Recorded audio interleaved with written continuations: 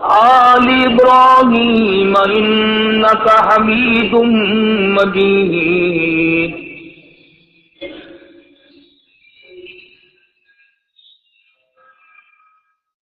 قرآن کریم کی یہ آیتیں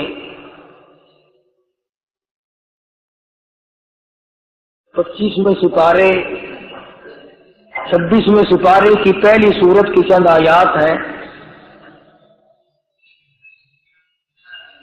خداوند کریم نے ان آیات میں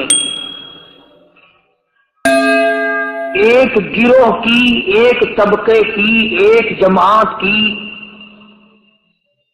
ایک نوع کے لوگوں کی تعریف فرمائی۔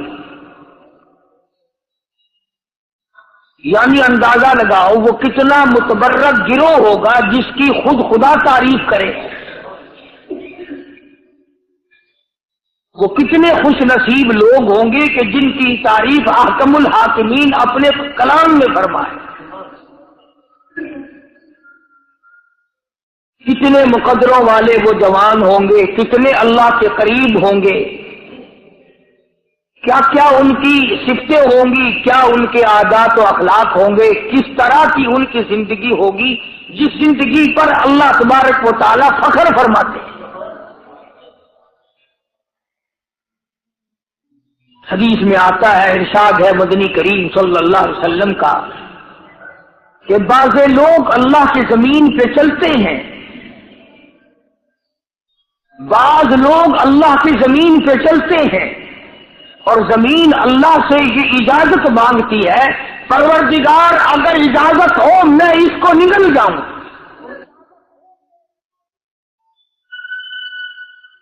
میں نہیں چاہتی کہ اس کے منحوس قدم مجھ پہ پڑتے رہیں، اجازت ملے میں اس کو لقمہ بنا کر کے نگل جاؤں، اس کو زمین کی تہ میں لے آؤں۔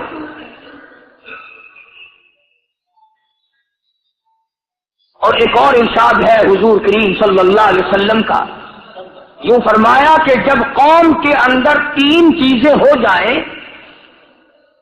جب کسی قوم میں 3 عادتیں، 3 خصلتیں، 3 برائیاں پیدا ہو جائیں تو سرکار مدینہ صلی اللہ علیہ وسلم نے فرمایا وہ قوم پھر زمین کے اوپر بسنے کے لائق نہیں رہتی، اس قوم کو زمین کے اندر غرق ہو جانا چاہیے۔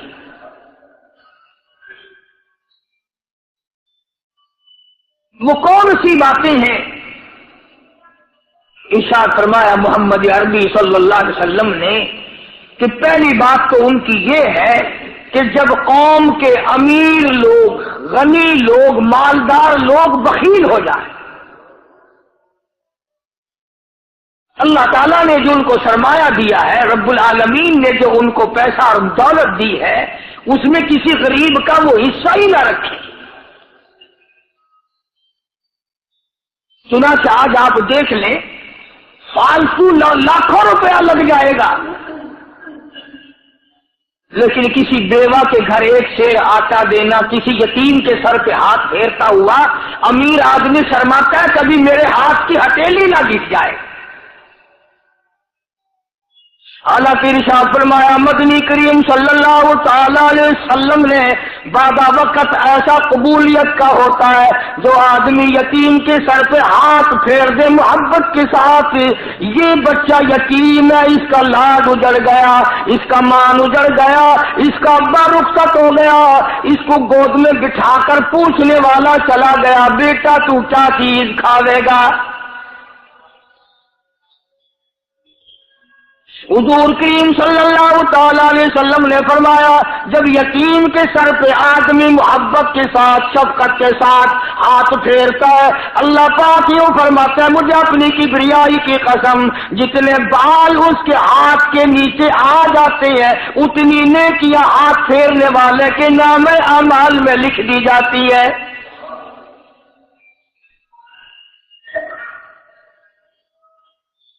مگر ہمارے یہاں دستور نہیں، غریب کو مارو اور نیچا کرو اسے۔ جناب مدنی کریم صلی اللہ تعالی علیہ وسلم تشریف لے جا رہے ہیں، راستے میں کچھ بچوں کو کھیلتے ہوئے آپ نے دیکھ لیا، بڑی خوشی سے چھلانگے لگا رہے ہیں، بچے کھیل رہے ہیں۔ ایک بچہ دیوار کے ساتھ بالکل مونچھا غمزدہ پریشان کھڑا ہے۔ حضور کریم صلی اللہ تعالی علیہ وسلم کی نگاہ مبارک اس بچے پہ پڑ گئی۔ آپ نے قریب تشریف لا کر اس سے پوچھا، او بچے، سارے بچے کھیل رہے ہیں، تو کیوں نہیں کھیلتا؟ کہنے لگا، میرا کھلانے والا دنیا سے چلا گیا، کیسے کھیلوں؟ ابا نہیں، اماں نہیں، ہر وقت پریشان رہتا ہوں، لوگوں کے دروازوں پہ چوکٹوں پہ دھکے کھاتا ہوں۔ آپ مدنی کریم صلی اللہ تعالی علیہ وسلم نے رحمت والے ہاتھ سے اس یتیم کی انگلی پکڑی اور اپنی ساتھ پیار کرتے ہوئے تشریف لے آئے۔ فرمایا، جناب عائشہ صدیقہ رضی اللہ تعالی عنہا سے، اللہ والی، آج اللہ پاک نے تجھے بڑی غنیمت بخشی ہے، بڑی دولت دی ہے، عید کا دن ہے، میں عید کی نماز کے لیے جا رہا تھا، بچے سارے خوشیاں منا رہے تھے، یہ بچہ دیکھا میں نے، بڑا غمزدہ کھڑا تھا، بڑا پریشان کھڑا تھا۔ اب میں نے اس سے پوچھا، عید کا دن ہے، تو خوشی کیوں نہیں مناتا؟ بچہ نے جواب دیا، میری خوشی منانے والے دونوں ہی چلے گئے۔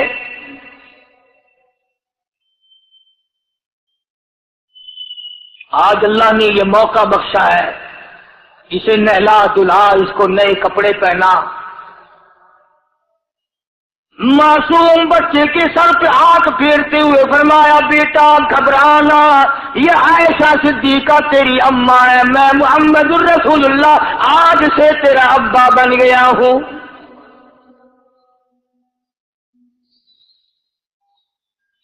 نہلایا دلایا، کھلایا پلایا، ہنسایا، اسے بلایا ساتھ لے کر۔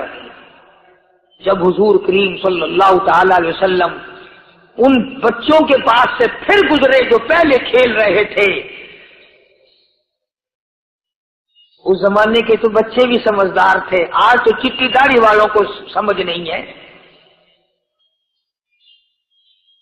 اگر بالکل کنارے، قبر کے کنارے پہ کھڑے ہیں پھر بھی سمجھ نہیں۔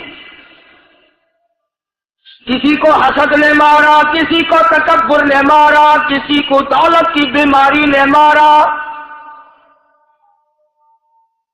کسی کو مجذوب کہتا ہے، نفس اور شیطان خنجر در بغل۔ کوئی آدمی اپنے بارے میں اطمینان نہ کرے کہ میرا معاملہ ٹھیک ہو گیا، نہ جانے آخری وقت میں کیا بن جائے گی۔ ایک اللہ والے کا انتقال ہونے لگا، آخری وقت ہے، خاندان اس اللہ والے کا چاروں طرف بیٹھا ہوا ہے، مریدین بیٹھے ہوئے ہیں، اللہ والے کے چاروں طرف حلقہ بیٹھا ہوا، آخری وقت ہے۔ عربی زبان میں جس کا ترجمہ یہ ہے، اس کی زبان سے ایک بات نکلتی ہے، ابھی نہیں، ابھی نہیں، ابھی نہیں، ابھی نہیں، ابھی نہیں۔ مرنے کے بعد کسی نے خواب میں دیکھا تو پوچھا، حضرت جی دنیا درود شریف پڑھتی ہے، مرتے وقت کلمہ پڑھتے ہیں، اللہ اللہ کرتے ہیں، یہ آپ ابھی نہیں ابھی نہیں کیا فرما رہے تھے؟ تو یوں فرمایا، تمہیں کیا معلوم ہے، شیطان میرے سامنے کھڑا تھا اور کہتا تھا، میں نے دنیا کو پھنسایا، دنیا کو ورغلایا، دنیا کو بہکایا، تو میرے پھندے سے پھنس گیا، تیرے علم نے، تیری نیکی نے بچا لیا۔ تو میں کہتا تھا، ظالم ابھی تو سانس آ رہی ہے، نہ جانے کیا بنے گی، ابھی نہیں، ابھی نہیں، ابھی نہیں۔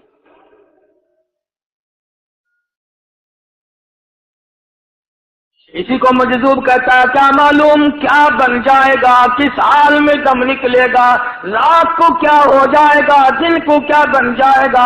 فرمایا، نفس اور شیطان ہے خنجر در بغل، نفس اور شیطان ہے خنجر در بغل، وار ہونے کو ہے اے غافل سنبھل۔ آیا دشمن کا وار، 4 نمازیں پڑھی، باقی ساری دنیا کافر نظر آنے لگ جاتی ہے، میں نمازی ہوں، یہ سارے بے ایمان پھرتے۔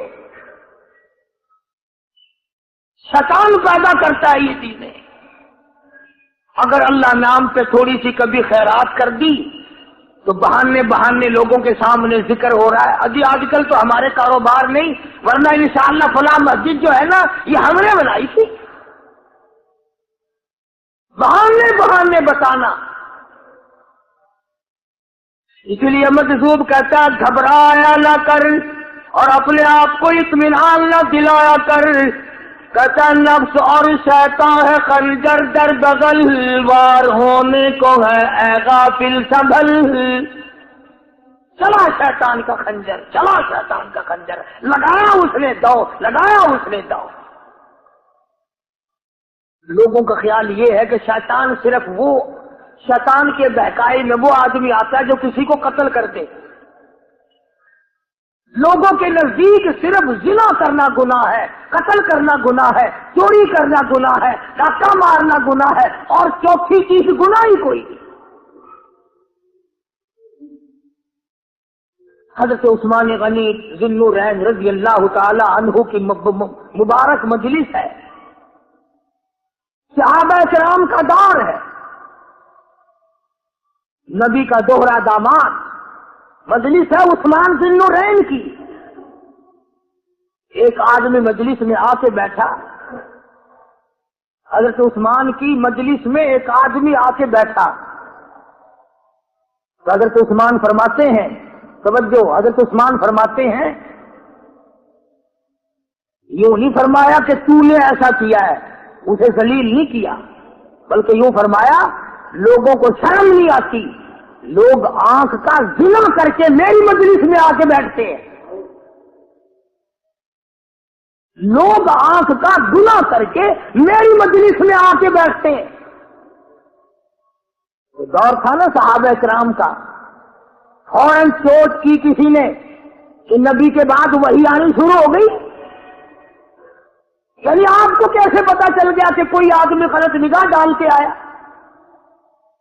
اس کی رستے میں نظر کہیں غلط پڑی تھی آنے والے کی، آپ کو کیسے پتا چلا؟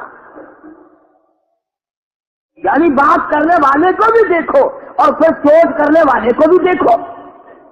تو حضرت عثمان رضی اللہ تعالیٰ عنہ نے فرمایا بھائی، پاک مجلس میں اگر ایک تولا بھی کوئی پخانہ لے کر آ جائے تو بدبو تو آ ہی جائے گی نا.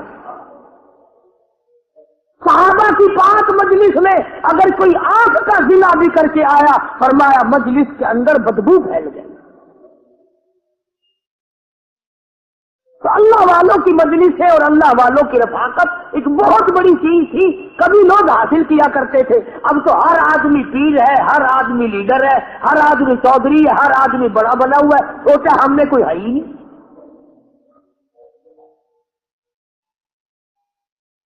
اور ان ولیوں کی بھی الگ الگ بیچاروں کی رمزیں ہوتی ہیں. علماء کرام نے لکھا ہے، حضرت خواجہ باقی باللہ رحمت اللہ علیہ دلی میں مزار ہے، بہت بڑے بزرگ گزرے ہیں. دیکھو میں ذکر خیر کر رہا ہوں نا، کئی لوگ تمہیں نکلتے ہوئے ٹانگے والے، گھوڑے والے، رسے والے کہتے ہیں قاری علی ولیوں کو نہیں مانتا. میں یہ ذکر خیر ولیوں ہی کا تو کر رہا ہوں. بات صرف اتنی ہے، تمہیں اچھی لگے یہ بری لگے، میں ننگوں کو نہیں مانتا. میرے نزدیک ولی وہ ہے جس کی رگ رگ سے، نس نس سے، خون کے قطرے قطرے سے، ہر ادا سے، ہر سنت سے، ہر طریقے سے محمد عربی صلی اللہ علیہ وسلم کی سنت زندہ ہوتا ہو. میں اس کو ولی نہیں مانتا جو کپڑوں سے ننگا پھرتا ہو.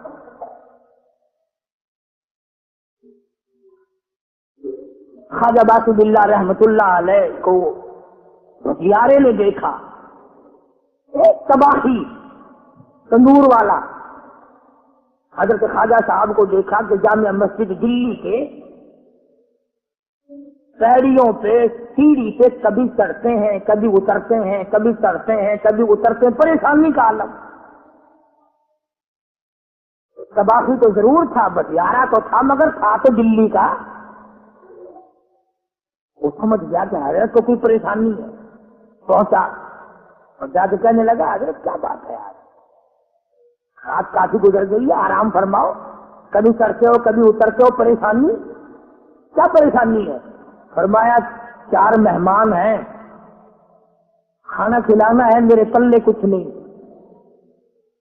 اندازہ لگاؤ، ابھی ابھی ولی یہ کہہ رہا کہ میرے پلے ڈھیلا دمڑی کچھ نہیں، 4 مہمان ہیں، شرمندہ ہوں ان کو کھانا کھلانے کے لیے. تو وہ کہنے لگا کہ یہ کون سی فکر کی بات ہے، میں بھی لاتا ہوں. وہ کھانا لایا اور حضرت کے مہمانوں کو کھانا کھلایا. کھانا کھا لیا، فارغ ہو گئے. دیکھو ولی کی بات، ابھی تو کہتا تھا کہ روٹی نہیں ہے، اور ابھی ابھی وہی ولی کہتا ہے بٹیارے کا ہاتھ پکڑ کے مانگتا مانگتا ہے، مانگتا مانگتا ہے. اب تیرے جیسا اگر وہاں ہوتا تو کہتا کہ جی کوئی گورنری سرورنری دلاؤ، اسمبلی کی ممبری دلاؤ. تو تھوڑے علاقے کا ڈھیر سیاح ہو گیا تو آپ کیا کہ جی میں کو گئی پر نہ لو، پہلی پرانی تھی گئی ہے ہوں میں کو کوئی نوی لاوی کا پر نہ ہو. یہاں سے منگ لی اور کیا منگیا. خواجہ باقی باللہ رحمت اللہ علیہ بٹیارے کا ہاتھ پکڑے کھڑے ہیں، فرمانے لگے مانگ کیا مانگتا ہے. اس کا باقی بھی دلی کا تھا نا، کہنے لگا حضرت بس اللہ کا دیا سب کچھ بس آپ رہنے دیں. فرمایا نہیں نہیں، مانگتا مانگتا ہے. اس نے کہا حضرت پھر اگر دینے بھی آئے ہو نا، اور اگر اتنا ہی دریائے کرم جوش میں ہے اور آپ دینے کا جذبہ لیے ہوئے ہیں، پھر مجھے اپنے جیسا بنا دو، اپنے جیسا بنا دو. کیا مانگا ہے؟ مجھے اپنے جیسا بنا دو. فرمایا نہیں برداشت کر سکے گا. تو کہنے لگا پھر پوچھتے کیوں ہو کیا مانگتا ہے، جب دینا ہی کچھ نہیں تو پوچھتے کیوں ہو، اگر دینے پہ آئے ہو اپنے جیسا بنا دو. یہ لکھا ہے کہ خواجہ باقی باللہ نے اس بٹیارے کو اپنے سینے سے لگا کر کے تھوڑا سا دبایا تھا، پٹاخ کر کے روح نکل گئی بٹیارے سے. بلا جو تجلیات خدا بندی بتدریج آہستہ آہستہ سینے میں آئے تھے، ان کا کرنٹ وہ یکدم برداشت کیسے کرتا. میرا عرض کرنے کا مقصد یہی ہے کہ ہم لوگ اپنے آپ کو کر سنبھالیں گے، اور وہ کون سا وقت آئے گا کہ ہم اس بات پہ قائم ہوں گے اور تسلیم کریں گے کہ جو کرتا ہے خدا کرتا ہے، بندہ کچھ نہیں کر سکتا. تو میں نے اس لیے عرض کیا، مجذوب کہتا ہے نفس اور شیطان ہے خنجر در بغل، نفس اور شیطان ہے خنجر در بغل، وار ہونے کو ہے اے غافل سنبھل. کبھی 4 دن بیٹھ کے اللہ اللہ کر لی، تسبیح پھیر لی، تو دوسروں کو یہ تو دنیا کے دھندے میں پھنسے ہوئے ہیں، میں بہت بڑا ولی ہوں، میں بہت بڑا ابدال ہوں، مجھ سے بڑا تو کوئی نیک ہے ہی نہیں. یہ بہت بڑی مار ہے شیطان کی. اسی کو کہتا ہے کہ نفس اور شیطان ہے خنجر در بغل، وار ہونے کو ہے اے غافل سنبھل، آ لگائے دین و ایمان میں خلل، آ لگائے دین و ایمان میں خلل، باز آ اے بدعمل. کچھ تو سو جس کی تو پیداوار ہے، کس نے تجھے بنایا، کس نے تجھے یہ آنکھیں دی، کس نے یہ لب دیے، کس نے یہ دل دیا، کس نے یہ دماغ دیا، کس نے یہ شعور بخشا، کس نے یہ ساری چیزیں عطا فرمائی. اللہ پاک کی ذات فرماتی ہے او لوگوں مجھے بھی بڑا دکھ لگتا ہے، مجھے بھی بڑا صدمہ ہوتا ہے، میرا قہر جوش میں آ جاتا ہے جب پیاری شکل بناؤں میں، پیاری صورت بنائی میں نے، پیارا ماتھا سونی شکل بنائی میں نے، جب میری چوکھٹ کے سوا دوسروں کے دروازے پہ جا کے تو ماتھا رکھتا ہے، فرمایا میرا قہر جوش میں آتا ہے تجھے برباد کر دوں.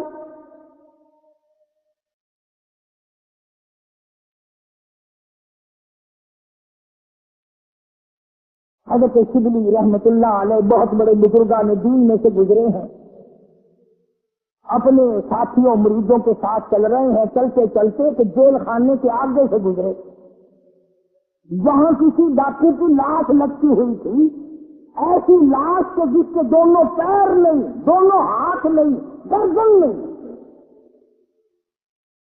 ایسی لاش لٹکی ہوئی ہے، اس کے دونوں پیر بھی نہیں، دونوں ہاتھ بھی نہیں، اور بھی نہیں۔ تو حضرت شبلی رحمت اللہ علیہ نے جا کر اس لاش کو جس کے پیر ہاتھ نہ تھے، گردن نہ تھی، بوسا دیا، سینا اسے۔ سارے مرید کہنے لگے حضرت جی یہ کسی ولی کی لاش تو ہے نہیں، سراسر نظر آتی ہے کسی بدماش کی ہے، ہاتھ بھی کٹ گئے، پیر بھی کٹ گئے، گردن کٹا بیٹھا۔ حضرت شبلی رحمت اللہ علیہ فرمانے لگے کہ میں نے اس کو بوسا اس لیے دیا کہ اس نے مجھے ایک سبق دیا، اس لاش نے مجھے ایک سبق دیا، اور وہ یہ کہ وہ اسلام کا زمانہ تھا کہ اس نے ایک دفعہ چوری کی، ایک ہاتھ کٹ گیا، پھر چوری کی، دوسرا ہاتھ کٹ گیا، پھر چوری کی، ایک پیر کٹ گیا، پھر چوری کی، دوسرا پیر کٹ گیا، پھر چوری کی، گردن کٹا دی۔ اس نے مجھے جو سبق دیا سجنی، مجھے چوری سے پیار تھا، سارا کچھ کٹا بیٹھا مگر باز نہ آیا، تجھے تیرے رب سے پیار ہے، سینا بنوا لینا مگر چھوڑنا نہیں۔ بڑی عجیب بات کہی کسی نے، کہتا منہ دیکھ لیا آئینے میں، شیشہ دیکھتی ہیں نا عورتیں، آج کل نوجوان عورتوں سے بھی زیادہ شیشہ بار بار دیکھتے ہیں۔ کہتا منہ دیکھ لیا آئینے میں، منہ دیکھ لیا آئینے میں، اور داغ نہ دیکھا سینے میں، منہ دیکھ لیا آئینے میں اور داغ نہ دیکھا سینے میں، کیا خوب لگا دل جینے میں، کیا خوب لگا دل جینے میں، مرنے کو مسلمان بھول گئے۔ اور لوگوں کبھی تو سوچ لیا کر، آج چہرے کی صفائی ہے، کپڑے کی صفائی ہے، بدن کی صفائی ہے، بالوں کی صفائی ہے، مگر دل پلیتی سے بھرا پڑا ہے۔ اس میں صفائی کب آئے گی؟ وہ کون سا وقت ہوگا کہ تیرا دل شرک سے پاک ہوگا، بدعت سے پاک ہوگا، محمد عربی صلی اللہ علیہ وسلم کی بغاوت سے تیرا دل پاک ہوگا، اور تجھے شرم نہ آئے گی یہ منہ لے کر آقا کے دربار میں تو شفاعت کے لیے جائے گا۔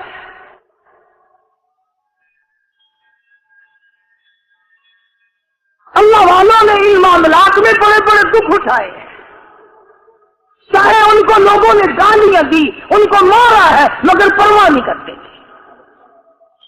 حضرت مولانا محمد قاسم صاحب نانوتوی رحمت اللہ تعالی علیہ پڑھا رہے تھے حدیث پاک۔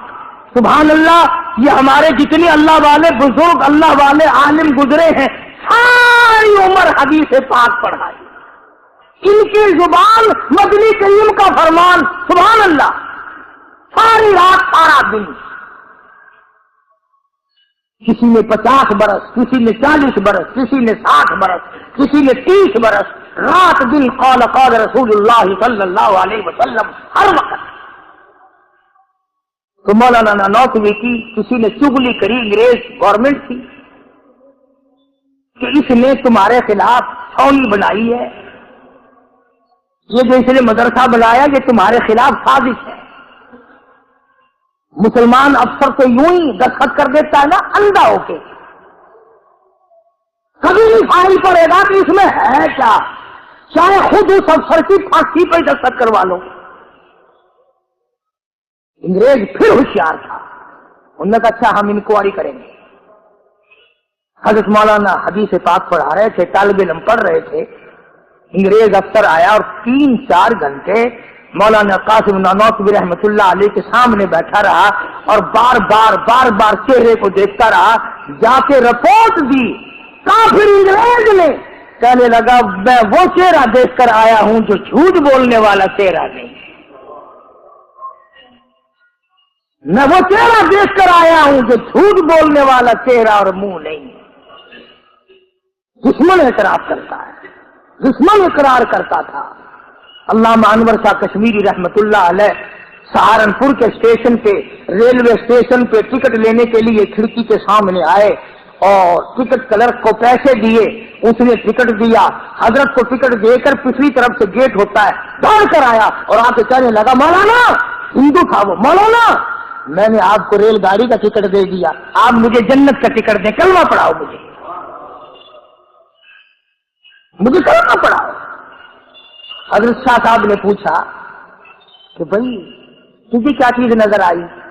کہنے لگا کہ دیر نہ کرو، جب کھڑکی میں سے آپ کی شکل نظر آئی نا، جو خدا اتنے حسین اتنی بہترین صورت بنا سکتا ہے وہ خود کتنا حسین ہوگا۔ میں ان اللہ والوں کا غلام ہوں جن کی شکلیں دیکھ کر کافر مسلمان بنتے تھے۔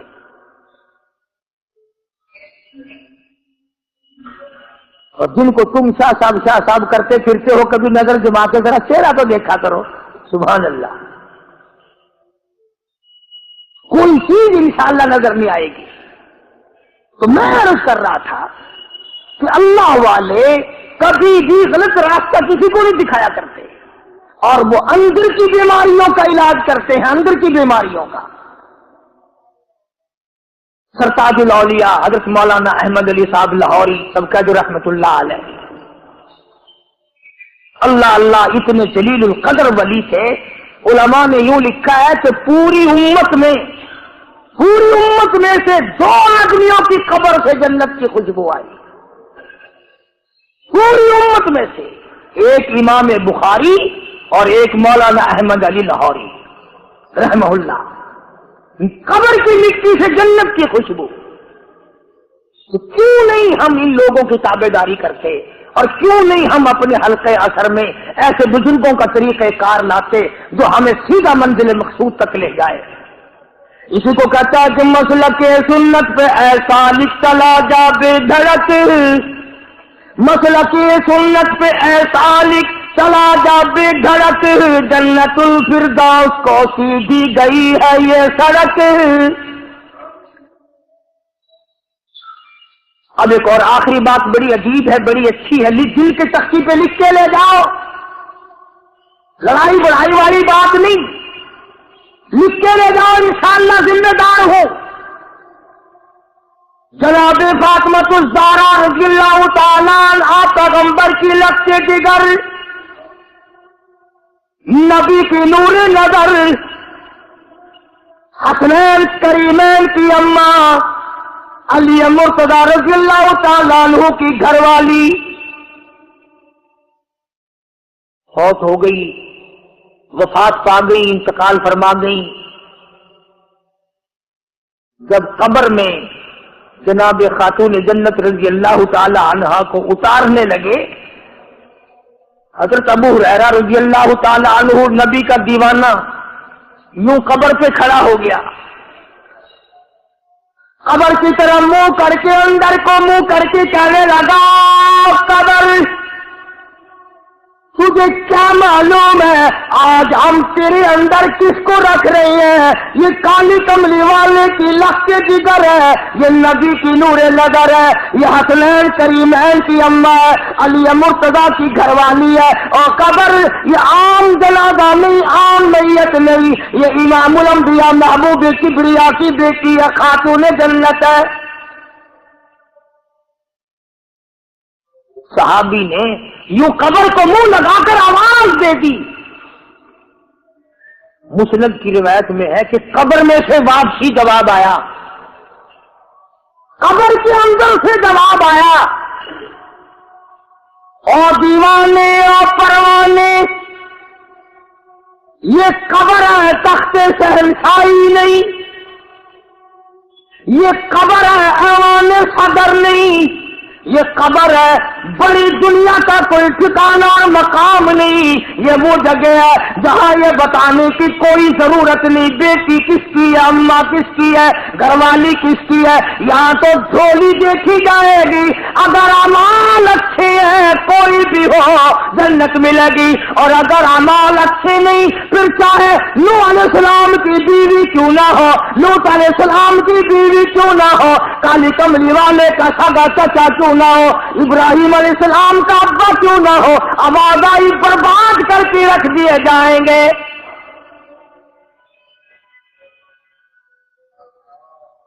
یہ تو عمل کی جگہ ہے، عمل کی۔ یہاں نہ اس بات کا لحاظ ہے کہ کپڑے کیسے ہیں، نہ اس بات کا لحاظ ہے کہ لباس کیسا ہے، نہ اس بات کا لحاظ ہے کہ یہ جھوپڑی سے جنازہ اٹھا ہے یا بنگلے سے، نہ اس بات کا لحاظ ہے کہ یہ جنازہ کوٹھی سے نکلا یا جھوپڑی سے نکلا ہے۔ یہاں تو ایمان دیکھا جائے گا، یہاں تو اعمال کی جھولی دیکھی جائے گی، ورنہ اور کوئی صورت یہاں پہ نہیں ہے۔ تبھی تو شیخ ستار فرید الدین رحمت اللہ علیہ نے بار بار بڑی پتے کی باتیں لکھی ہیں پند نامے میں، فرماتے ہیں کہ خاطر کسر مرنجا اے پسر، خاطر کسر مرنجا اے پسر، ورنہ خردی زخم بھر جانا جگر۔ کسی کے دل پہ ناجائز تیر نہ چلایا کر، کسی کو نہ ستایا کر کہ کل تیرے دل کو اچانک تیروں سے گھائل نہ کر دیا جائے۔ وہ بنیاد کو بچا، اپنی سنبھال۔ اسی کو کہتا کہ روزہ با از غیبت مردم ببنی، روزہ با از غیبت مردم ببنی، تا نبینی دست پائے خود ببنی۔ کیا لوگوں کے گلے سے چغلی سے اپنی زبان کو بند کر، تاکہ قیامت کے دن تیرے ہاتھ پاؤں بندھے ہوئے نہ آئے۔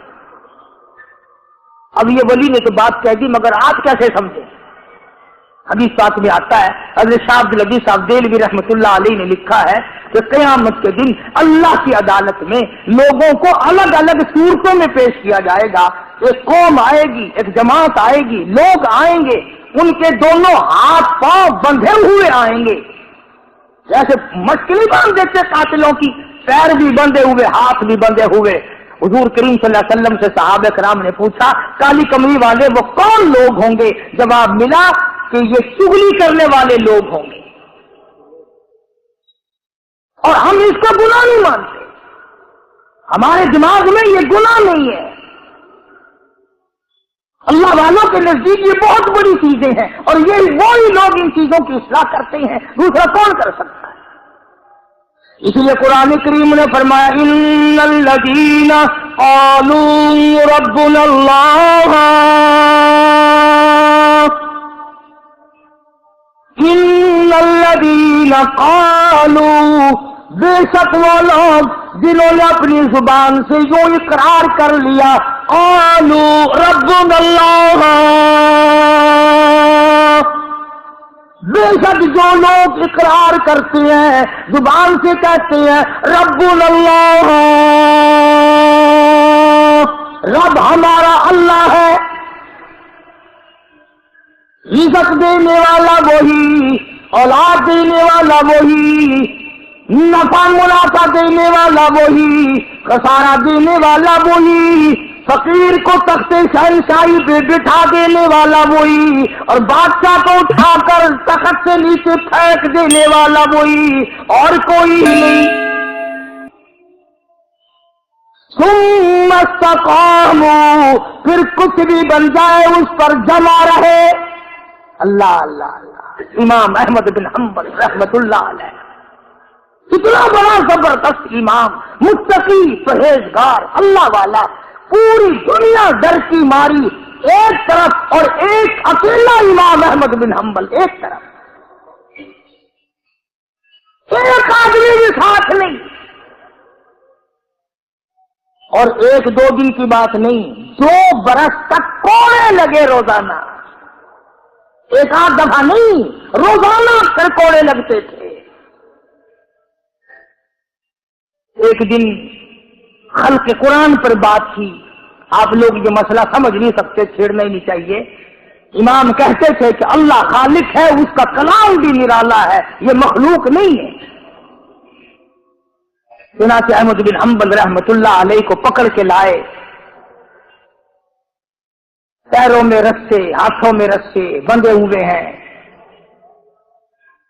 جلاد 9 جلاد پوری قوت سے ایک ایک وقت میں درے مارا کرتے تھے، 9 جلاد، پہلا کوڑا جو لگا فرمایا بسم اللہ،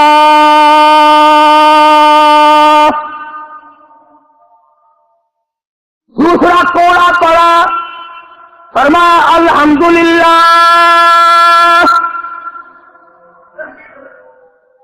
تیسرا کوڑا لگا، فرمایا الا ان کلام اللہ غیر مخلوق،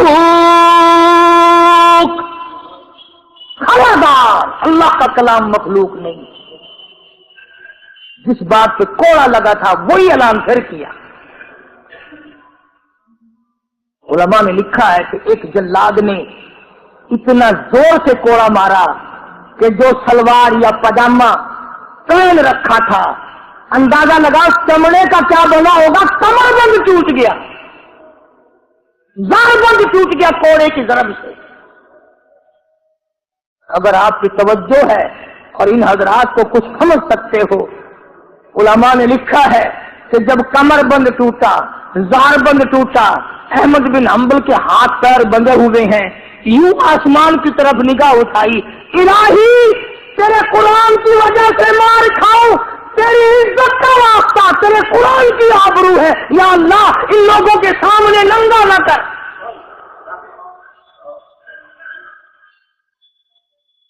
میرے ہاتھ بندھے ہوئے ہیں، میرے پیر بندھے ہوئے ہیں،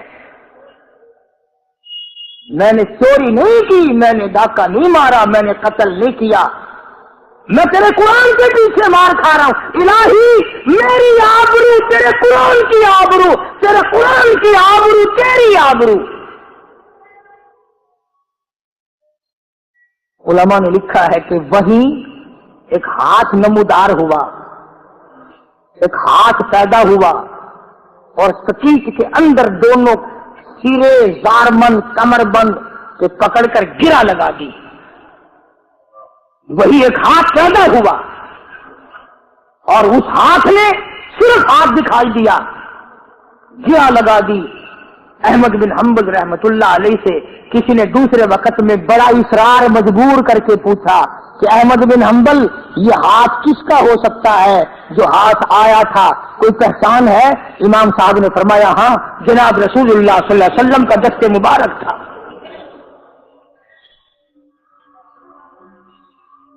میں یہ عرض کر رہا تھا کہ آج ہم لوگوں کو نہ کھرے کھوٹے کی پہچان ہے، نہ برے بھلے کی پہچان ہے۔ لوگوں دنیا کے معاملے میں بڑی آنکھیں کھول کے چلتے ہو، دین کے بارے میں اندھے بن کے نہ چلو، عقل کرو، سمجھو۔